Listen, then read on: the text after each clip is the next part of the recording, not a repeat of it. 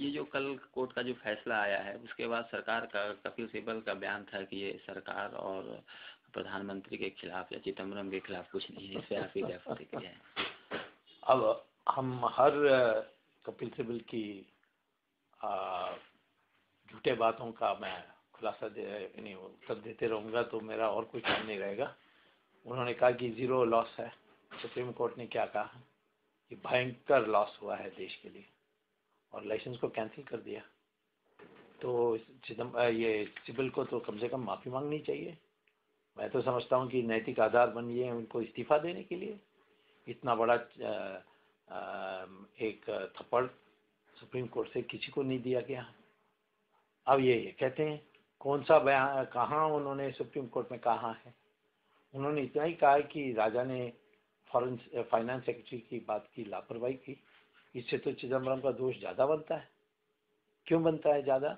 क्योंकि वो finance secretary चिट्ठी लिखते हैं, चिदम्बरम को अवगत कराते हैं कि मैं ऐसा चिट्ठी लिख रहा हूँ, और फिर राजा ने लापरवाही की तो चिदम्बरम जिसकी उतनी जिम्मेदारी थी जितनी राजा की थी काम तय करने के लिए 2003 कैबिनेट डिसीजन के अनुसार, उसको उत्तेजित होना चाहिए था। उल्टा उन्होंने कहा कि ये क्लोज चैप्टर है।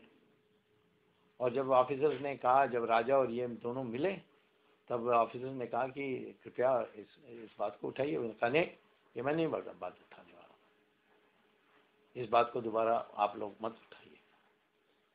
तो ये तो उल्टा जाती है चिदम्बरम के खिलाफ। क्या करें? हमारी मीडिया, आप तो खुद पढ़ते नहीं हो, पढ़ना भी मुश्किल है क्योंकि डॉक्यूमेंट मिलते नहीं है। और वो तब बोल रहा था जब ये दस्तखत भी नहीं हुई थी ऑर्डर की। तो कौन सा ऑर्डर पढ़ रहा था मुझे नहीं पता है। अब उसकी चमचागिरी की इतनी हद हो गई है कि मैं क्या हो गया, इतनी हद हो गई कि हद से पार हो गई है। तो मैं इसके क्या जवाब दूंगा? मैं तो कोर्ट में दूंगा, और वो तो बेशर्म है, उसके ऊपर तो कोई असर नहीं पड़ने वाला है ना। आप अखबार वाले जाकर को जिद करेंगे कि जवाब दो। जीरो लॉस के लिए किसी ने कल जवाब पूछा, एक ने पूछा, हाँ हंस के छोड़ दिया। उनको नहीं हटने देना चाहिए था, कहना चाहिए था कि जवाब दो या माफ़ी मांगो या इस्तीफा दो। ऐसे आप क्यों नहीं इस्तीफा देते, ऐसे पूछ सकते थे, कोई नहीं पूछा। मीडिया को बुद्धू बनाते हैं, वो हमें नहीं बना सकते। कोर्ट में ए राजा ने प्रधानमंत्री का नाम लिया, उन्होंने कहा कि मैंने उनसे सब कुछ अवगत कराया था। हाँ, आपने अभी तक प्रधानमंत्री के विषय? हाँ, मैंने इसलिए नहीं किया क्योंकि अवगत कराने से क्या होता है? क्या प्रधानमंत्री की अधिकार थी इस विषय पर? हाँ, एक सार्वजनिक अधिकार होता है, परंतु हम पहले दिन से जानते हैं कि प्रधानमंत्री को क्यों चुना सोनिया गांधी ने। और ये राजा को कैसे हिम्मत आ गई कि प्रधानमंत्री चिट्ठी लिखते हैं कि तुम ये सोचो नीलाम करने के लिए। वो कहता नहीं, मैं नहीं करूँगा। तो प्रधानमंत्री तो हटा नहीं सकते थे। 3 दिन उन्होंने रोका कैबिनेट बनाने में, क्योंकि राजा नहीं बनना था। आखिर में उनको झुकना पड़ा। अब ये चले जाएंगे, इससे अच्छा कौन आने वाला है यूपीए से? लोग कहते हैं कि इसको पकड़ो, इसको ये करो, इसको। अब वो सोनिया भी चाहती है कि प्रधानमंत्री चले जाए ताकि अपना बेटा को बैठा सकते। तो आप लोग इस षड्यंत्र में हिस्सा बनने चाहते हैं तो प्रधानमंत्री प्रधानमंत्री प्रधानमंत्री। आपने एक बार बयान दिया था कि 2G स्पेक्ट्रम घोटाले की नीलामी हो और उसमें उस नीलामी में कपिल सिब्बल की भूमिका न हो, और इस मांग को, आपकी इस नीलामी की मांग को कोर्ट ने भी एक तरह अब मुहर लगा दी है। तो और उसकी जिम्मेदारी, इसकी निगरानी की जिम्मेदारी ट्राई को या फिर और उसमें आगे की कार्रवाई ट्राई को सौंपी है। इस पर आपका क्या है? नहीं, ठीक किया ना, ट्राई का ही जिम्मेदारी है। ट्राई ने आज तक के हमारी सारी रेगुलेटरी बॉडीज जो हैं, ट्राई हो, सेबी हो, कोई भी है, सब को इन्होंने डब्बू बना दिया है इस यूपीए सरकार ने। किसी को हिम्मत ही नहीं है ये कहना कि आप हमें जवाब दीजिए। तो आज कोर्ट ने कह दिया है तो ट्राई को थोड़ा दम मिलेगा। कपिल सिब्बल की भूमिका रहेगी या नहीं? नहीं, कहाँ होगी? कपिल सिब्बल कहीं नहीं होगा। ये नीलाम होगी इंडिपेंडेंट, और सब सारा देश का नजर लगा होगा, वो खुद डर जाएगा उसमें नहीं आएगा ना। उसके बेटे का होना चाहिए जो आजकल टेलीकॉम कंपनीज के वकील हैं। आपकी जो इस याचिका थी, क्या उसका मूल उद्देश्य क्या था? याचिका जब मैंने पेश की थी, एक तो लाइसेंस कैंसिलेशन का तो पूरा हो गया, इससे ज़्यादा अपेक्षा से ज़्यादा हो गई। दूसरा है कि मैंने कहा था कि चिदम्बरम पर सीबीआई की इंक्वायरी होनी चाहिए, और सारी बहस होने के बाद उन्होंने ऑर्डर रिजर्व की, और फिर लंबा समय चला, यानी ऑर्डर रिजर्व हुए थे अक्टूबर में, और अक्टूबर गया, नवंबर गया, दिसंबर गया, और ये लीव यानी रिटायर होने वाले थे, तो उसके माने दोबारा हम सबको बहस करनी पड़ी। तो उस चिंता में मैंने जो भी नए दस्तावेज मेरे हाथ में आए, उसको लेकर मैं ट्रायल कोर्ट गया, और वहाँ मैंने बहस की कि चिदम्बरम को सह आरोपी बनाओ, उसको समन्स जारी करो, और वो बहस सुन के ऑर्डर रिजर्व कर दी। फिर ये अचानक ये जजमेंट आने लगे। अब मुझे चिंता थी कि कहीं मेरा सीबीआई की इंक्वायरी मान लें, तो फिर मुझे फिर ये जो मैंने सारा बहस की ट्रायल कोर्ट में, वो सब रद्द हो जाता। फॉर्चुनेटली जजेस भी बड़े समझदार निकले, उन्होंने कहा कि ट्रायल कोर्ट करें।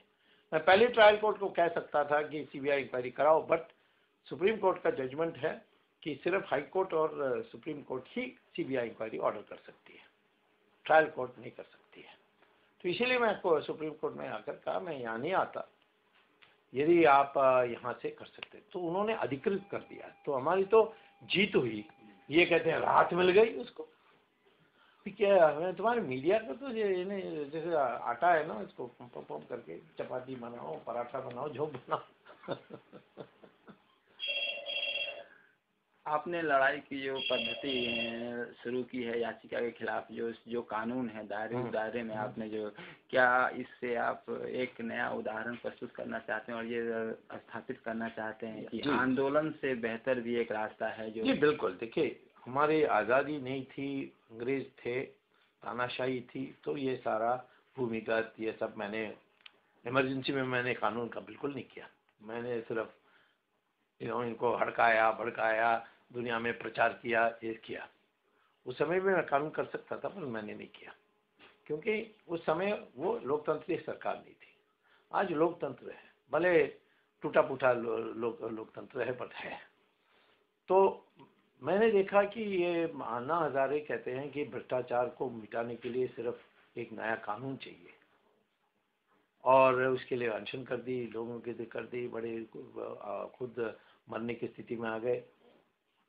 तो मैंने सोचा कि फिर ये कानून तो आने वाली नहीं है, क्योंकि आप इसी पार्लियामेंट से कहो कि तुम अपना आत्महत्या करो, वो करने वाले नहीं है। तो इसीलिए मैंने कहा कि आज के कानून में बड़े थोड़ा विलम्ब भी हो जाए, परंतु हम कार्रवाई कर सकते हैं। रामदेव पब्लिक में है, इसीलिए रामदेव और मैं मिलना आसान है, और मिल रहे हैं कल। और दूसरा है कि अन्ना हजारे को भी लेने की तैयार है, पर उनकी जो टीम है वो सारा वामपंथी लोग हैं, नक्सलाइट हैं उसमें। उनको तो रखकर हम वो कुछ देश में लोकतंत्र कुछ काम नहीं कर सकते। वो तो इस समाज की प्रणाली की बेइज्जती करने चाहते हैं, उसका तोड़ फोड़ करने चाहते हैं, ये हम उसके साथ नहीं हो सकते। तो मैंने 15 लोग, वरिष्ठ लोग जो बड़े पद में रहे हैं, एक प्रतिनिधि, एक जर्नलिज्म से गोपी कृष्णन को लिया, क्योंकि उसने 2G पर भ्रष्टाचार पर काम किया।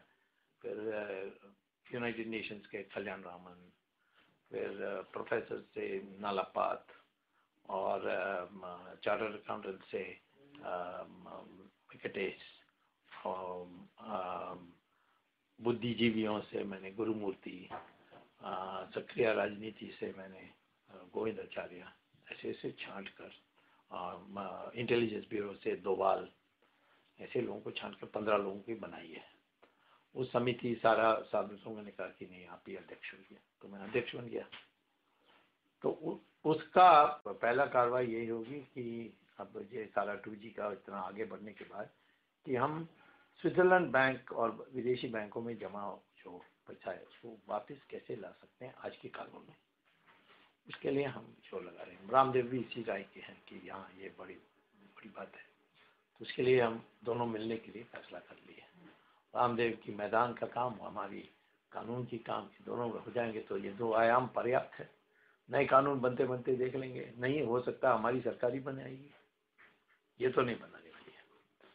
आपने 2011 में प्रधानमंत्री को एक पत्र लिखा था जिसमें सोनिया गांधी के ऊपर भ्रष्टाचार का आरोप लगाते हुए उसके खिलाफ जांच की आपने मांग की थी। जी। तो आपकी जो भविष्य की योजना है हाँ। याचिकाओं हाँ। वाली, उसमें वो कहाँ है? वो तो नेचुरली मैं अब तो ये जो ऑर्डर आई है मेरे सैंक्शन के इश्यू पर कि 4 महीने से ज़्यादा नहीं लेना है, उसमें ये भी कहा है कि आप इंक्वायरी के लिए सैंक्शन की आवश्यकता नहीं है। तो मैं अभी सीबीआई को दस्तावेज भेज रहा हूँ कि सोनिया गांधी के ऊपर FIR रजिस्टर कराइए, आ जाएगा 2-3 दिन में। आप जनता पार्टी के अध्यक्ष भी हैं, तो एक राजनीतिक नेता के रूप में आप आगे की योजना है? देखिए, मैं तो पुराना जनसंघी हूँ, मैं कभी जनसंघ विलय जनता पार्टी में विलय करने के पक्ष में नहीं था। हो गई, उसके बाद जब बनी भारतीय जनता पार्टी, मैंने कहा ये क्या है, गांधीवाद समाजवाद हम कैसे मानेंगे, समाजवाद तो फेल हो गई दुनिया में, और गांधीवाद गांधी समाजवाद की, मैंने कहा गांधी समाजवाद मैं कैसे मान सकता हूँ। पहले ही मैं खिलाफ था जनता पार्टी में। जानते, जनता पार्टी में गांधी सोशलिज्म नहीं कहा है, गांधीवाद रास्ते से कहा, वो चल जाएगा, ये समाजवाद भी छोड़ दिया था, तो अलग हो गए। अब शंकराचार्य की गिरफ्तारी के बाद, और जिसमें हमने बड़ी भूमिकाएं अपनाई, और मैंने लगभग सिर्फ मैं ही जैसा के खिलाफ लड़ सका, बाकी सब से वो किसी से डरती नहीं थे, हमसे डरती थी। तो इसीलिए हमने उनको छुड़वाने में, इसमें सब में मदद करके दोबारा संत समाज सब हमारी जय जयकार करने लगे। फिर मैंने देखा कि इसके पीछे सोनिया गांधी है, तो सोनिया गांधी का मामला उठाया, क्रिश्चियन मिशनरीज, फिर ये आतंकवाद आने लगा, तो उसमें से उसी में से ये हिंदुत्व का आया। तो हिंदुत्व पर मैंने पुस्तक लिखी कि हिंदुत्व माने क्या, क्योंकि लोग सब हिंदुत्व कहते हैं, और उसकी आयाम क्या है, भूमिका क्या है, ये सब किसी ने। तो आज तो मैं समझता हूँ कि क्योंकि संघ और विश्व हिंदू परिषद की इतनी निकटता हो गई, और राम सेतु का हुआ, उसमें हमने रुकवाया सब, बाकी लोगों ने ट्राई करके सब याचिका डिसमिस हो गए थे, तो हमारी फिर आखिर में हमारे उसमें जीत हुई।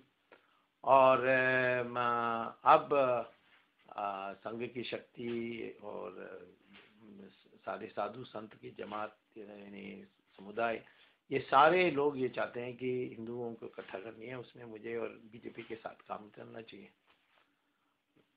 अब बीजेपी का क्या संकोच है मैं नहीं जानता, परंतु बातचीत हुई है कि हम एनडीए में सदस्य बने।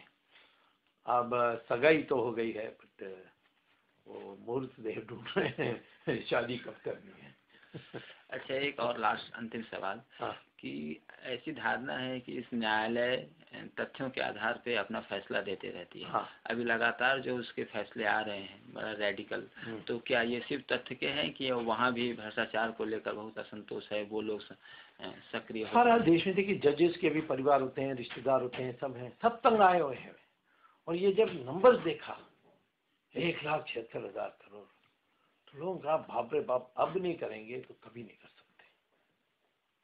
तो एक साथ ये सारा, इसको अंग्रेजी में टिपिंग पॉइंट कहते हैं, यानी एक हद तक जाती है,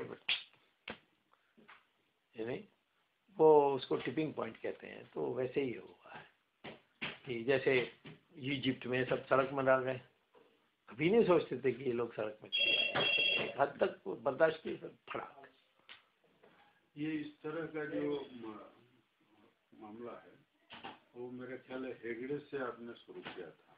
मैं तो भ्रष्टाचार का तो लड़ाई तो बहुत पहले से कर रहा हूँ। मैं जब विद्यार्थी था मैं कर रहा था। मैंने MA का स्टूडेंट था इंडियन स्टैटिस्टिकल इंस्टीट्यूट में, वहाँ मैंने उस समय बहुत बड़े थे जो जवाहरलाल नेहरू के सलाहकार थे, महालनोबिस, उसका मैंने धज्जी उड़ाया। IIT के डायरेक्टर का मैंने पोल खोलकर उसको उसकी छुट्टी कराई। तो भ्रष्टाचार की छोटी छोटी लड़ाई तो मैं शुरू से करते आया हूँ। हेगड़े वाला क्या था? हेगड़े का था कि उसने जमीन सारे अपने दामाद को दे दिया, हर चीज जमीन का, एग्रीकल्चरल लैंड सबका, इसमें उसका क्लासिफिकेशन बदल करके, ये येदियुरप्पा कुछ नहीं है या हेगड़े के सामने। तो परंतु मीडिया ने उसको, जैसे ये बुद्धू राहुल गांधी को बड़ा नेता बनाते हैं मीडिया, वैसे उसको भी वैल्यू बेस्ड वो हाँ, और उसने भी सारे बुद्धिजीवियों को कॉन्ट्रैक्ट दिया, ये दिया, उनको दुनिया भर में घुमाया, फ्री एयरप्लेन में बेंगलोर लाए और हिल स्टेशन ले गए, तो सारे उनकी जयकार।